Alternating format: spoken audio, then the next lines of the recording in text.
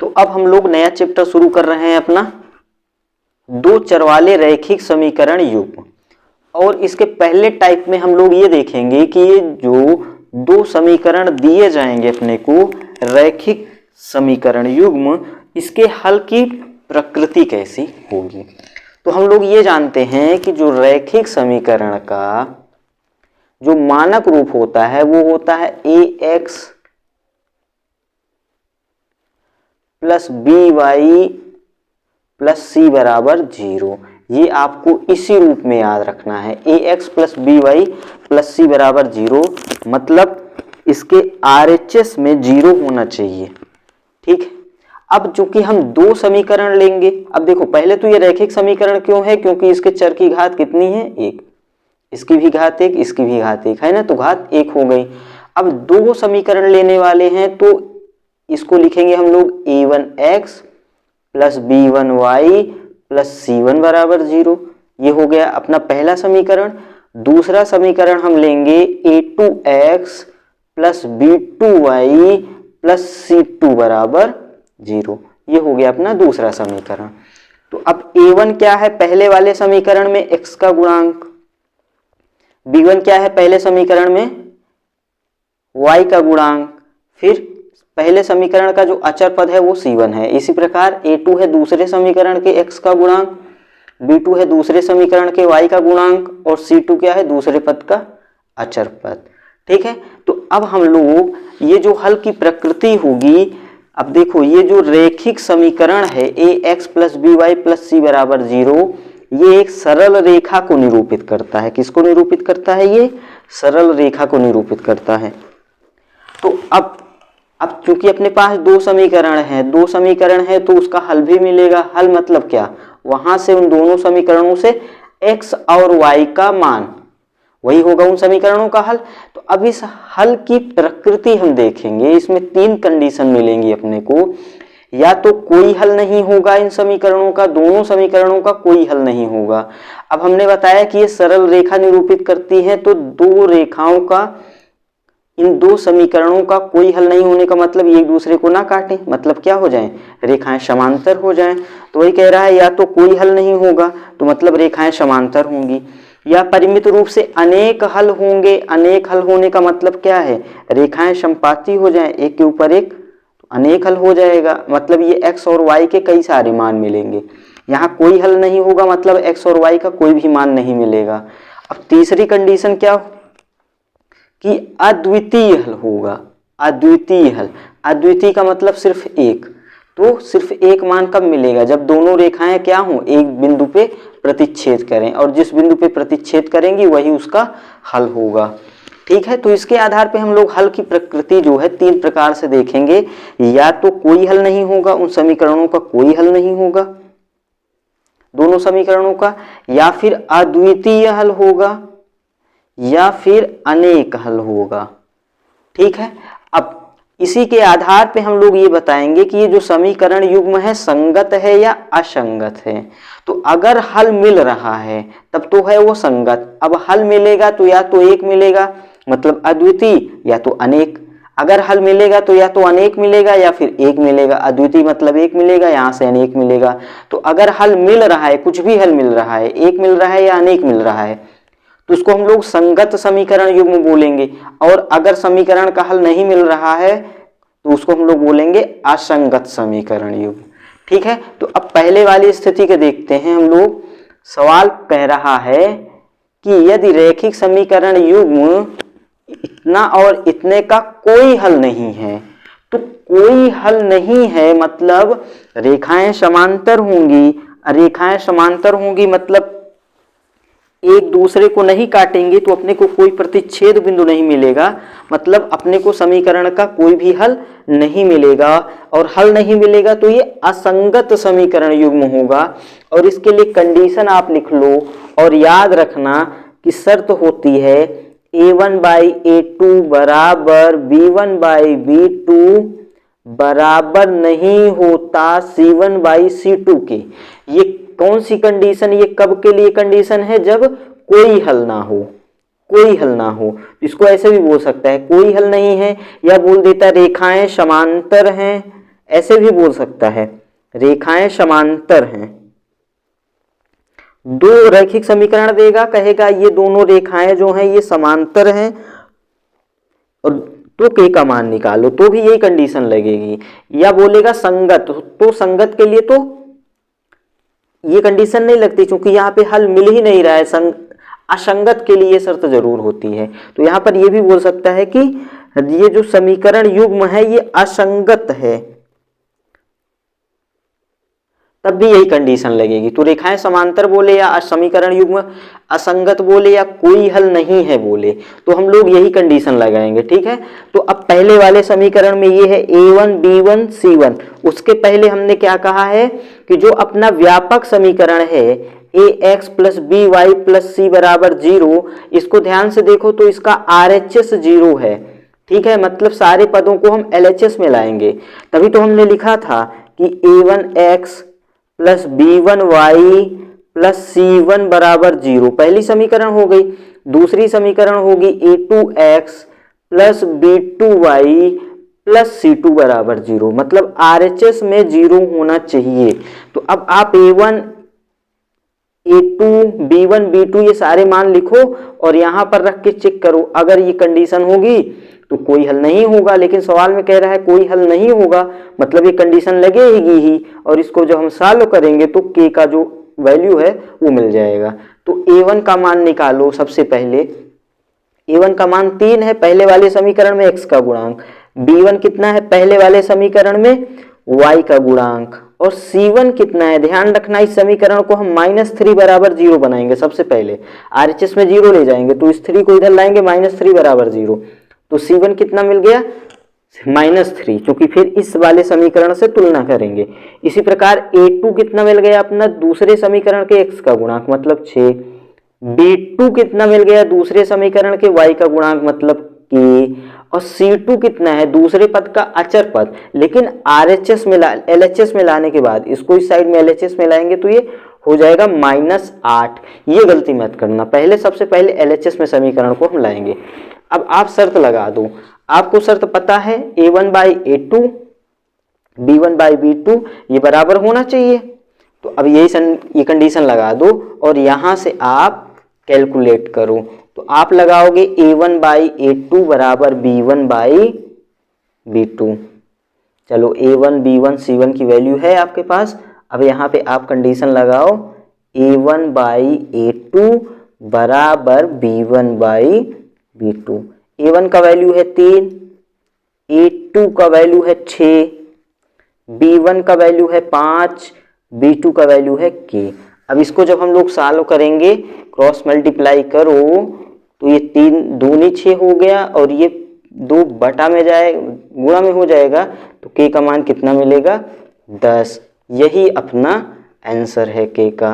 कर लो कॉपी।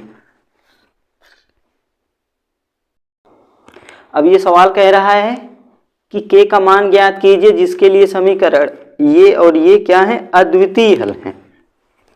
तो सबसे पहले आप अद्वितीय के लिए कंडीशन याद करो कि a1 बाई a2 बराबर नहीं होगा b1 बाई b2।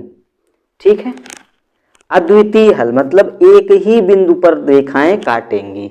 तो अब हम लोग लगाओ यहाँ पे पहले वाले समीकरण से x का गुणांक हो गया, ये हो गया a1, a2 क्या हो गया दूसरे वाले समीकरण से x का गुणांक बराबर नहीं है b1 क्या है पहले वाले समीकरण से y का गुणांक, और ये b2 क्या है दूसरे वाले समीकरण से y का गुणांक -5। तो यहाँ से k क्या मिलेगा -10/3 नहीं होगा, -10/3 यही अपना आंसर है।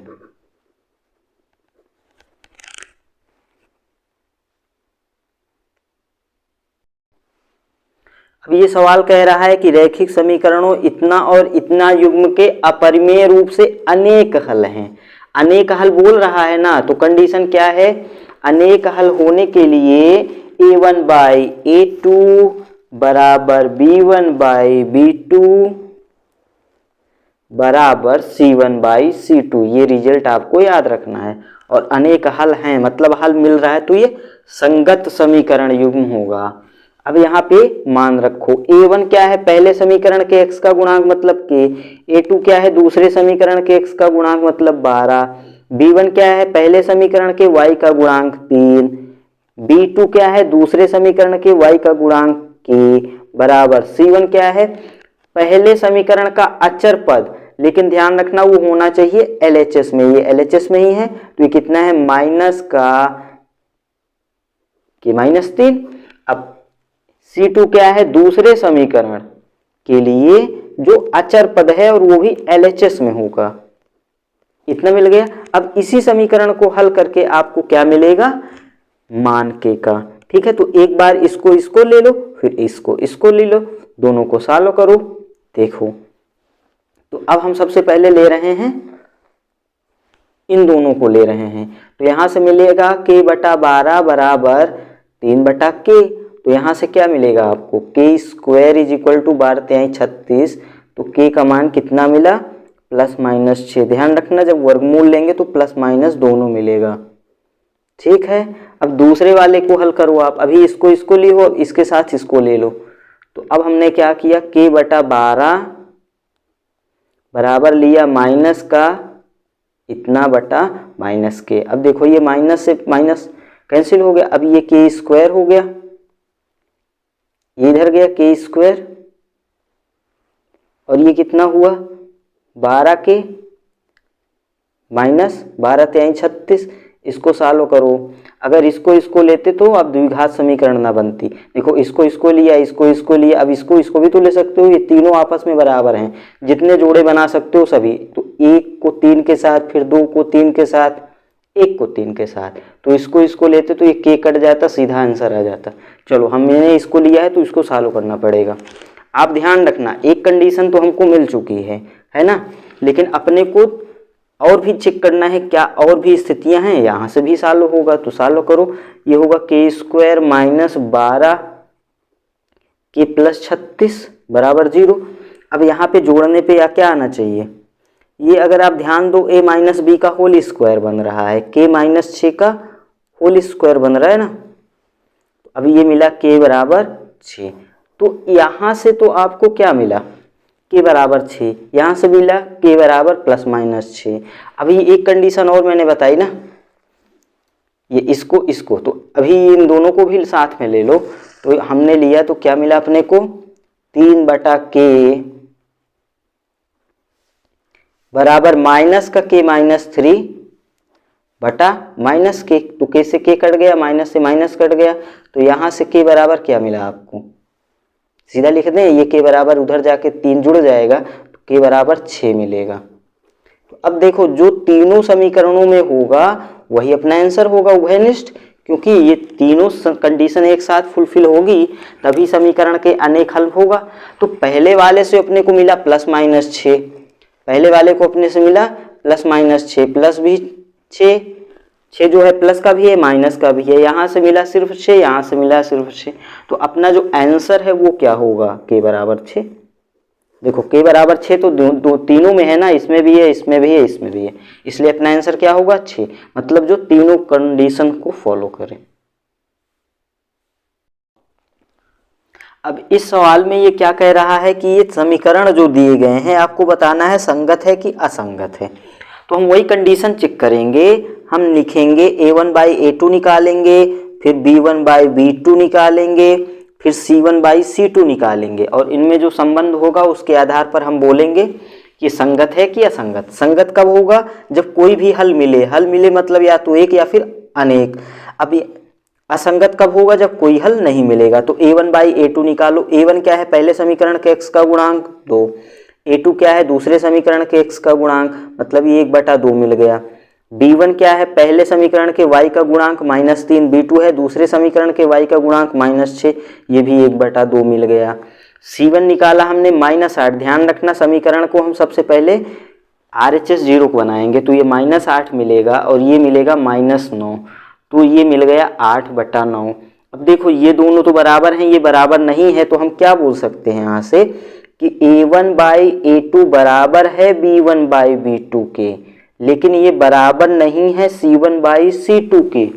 याद करो ये कौन सी कंडीशन होती है, ये कंडीशन होती है कोई हल नहीं वाले की। कोई हल नहीं मतलब रेखाएं क्या हैं, समांतर। यहां हम कह देंगे कोई हल नहीं है, कोई हल नहीं है, इन समीकरणों का कोई हल नहीं है, मतलब रेखाएं समांतर हैं। और अगर कोई हल नहीं है तो हमने क्या कहा कि ये असंगत समीकरण युग्म होगा। हम बोलेंगे अतः यह असंगत समीकरण युग्म होगा, असंगत समीकरण युग्म होगा। बात समझ में आ गई? तो ये असंगत वाला है। अब इसी का ये दूसरा क्वेश्चन पढ़ो, ये क्या है, इसमें भी पूछा है वही संगत की असंगत। तो एक समीकरण ये दिया गया है, दूसरी समीकरण ये दिया गया है। इन समीकरणों में एक ही बात ध्यान रखनी है कि सबसे पहले इसका RHS 0 बनाना है।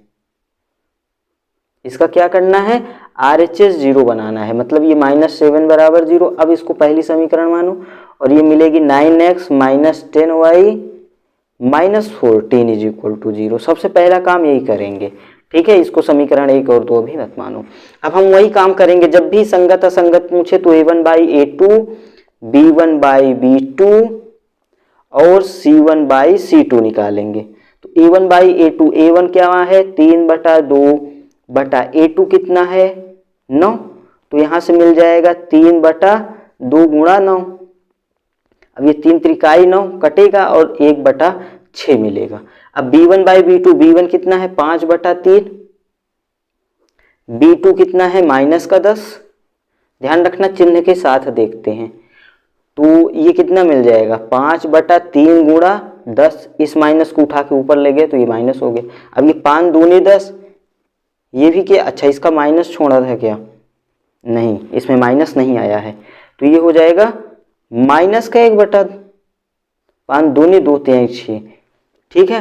अब C1 C2 भी निकाल लो, खैर हम तो यहीं पे बता देंगे, ये दोनों आपस में बराबर नहीं है ना, और ये अगर दोनों आपस में बराबर नहीं होते तो हम बोल देते हैं अद्वितीय हल। आप चाहो तो C1 और C2 भी निकाल लो। तो C1 क्या है -7 और C2 क्या है -14, तो ये 1/2 मिल गया। तो अब यहाँ से हम लोग ये बोल देंगे कि यहाँ से A1/A2 बराबर नहीं है B1/B2 के, मतलब क्या है ये, यहाँ से अद्वितीय हल मिलेगा, अद्वितीय हल, इन दोनों समीकरणों का अद्वितीय हल मिलेगा, मतलब सिर्फ एक हल मिलेगा, अद्वितीय हल होगा, सिर्फ एक हल होगा, मतलब रेखाएं एक ही बिंदु पे प्रतिच्छेद करेंगी। और अगर हल मिल रहा है तो वो संगत युग्म समीकरण होगा, अतः संगत समीकरण युग्म होगा, समीकरण युग्म होगा। तो ये इसका आंसर है। अब अगला क्वेश्चन करो।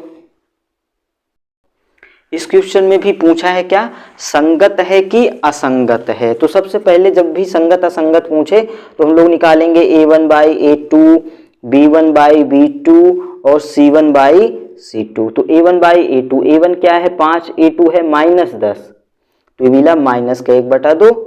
B1 क्या है -3 और B2 है 6, ये भी मिला -1/2। C1 क्या है -11, ध्यान रखना इसको सबसे पहले इस साइड में लाएंगे और इसी प्रकार ये कितना है, ये प्लस का 22 हो जाएगा, इस साइड में आएगा तो यहां से क्या मिलेगा -1/2। आपको दिख रहा है ये तीनों बराबर हैं, और ये तीनों बराबर होता है कौन सी कंडीशन के लिए, अनेक हल के लिए। यहां हम बोल रहेंगे क्योंकि A1 बराबर A2 बराबर B1/B2 बराबर C1/C2, इसलिए अनेक हल हैं। किसके अनेक हल हैं, इस समीकरण युग्म के अनेक हल हैं, इसलिए ये संगत समीकरण युग्म है। जब भी हल मिले आपको आप संगत समीकरण युग्म बोल दो। तो यही अपना क्या है आंसर।